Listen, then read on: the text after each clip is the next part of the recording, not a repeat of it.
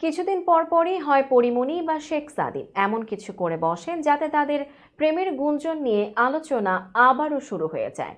এবার এক সাক্ষাৎকারে আবারও শেখ সাদি ও নিজের সম্পর্ক ব্যাখ্যা করলেন পরিমণি, যেখানে সাদিকে নিজের জীবনের জন্য আশীর্বাদ বলে মন্তব্য করেছেন তিনি। পরীর কথায়, সাদি আমার জীবনে একটা জাদুর মতন। আমি মন খুলে যার সাথে নিজের কথাগুলো বলতে পারি। জীবনে খারাপ সময়ে যে পাশে থাকে, আগলে রাখে, সে তো জীবনের আশীর্বাদ হয়ে আসে। ও ঠিক তাই আমার কাছে।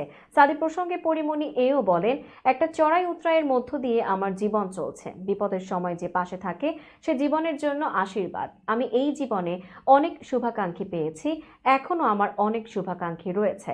আমার সুখ দুঃখের গল্পগুলো তাদের সঙ্গে শেয়ার করি, এতে আমি মানসিকভাবে ভালো থাকি। এর আগে সাদির ফেসবুক স্ট্যাটাসের সূত্র ধরে গণমাধ্যমের সঙ্গে কথা হয় শেখ সাদির। প্রশ্ন করা হয় পরিমণির সঙ্গে চারিদিকে প্রেমের গুঞ্জন, সে কি সত্য? প্রশ্নের জবাবে তিনি বলেন, আমি কিছুই বলবো না, মুখও খুলবো না। একটা স্ট্যাটাস দিয়েছি জাস্ট, তা নিয়ে কত নিউজ, কত হইচই। এ সময় গণমাধ্যমের উপর ক্ষোভ ঝেড়ে সাদি বলেন, পরি আমার ভালো বন্ধু, পারিবারিকভাবেও আমাদের ভালো সম্পর্ক।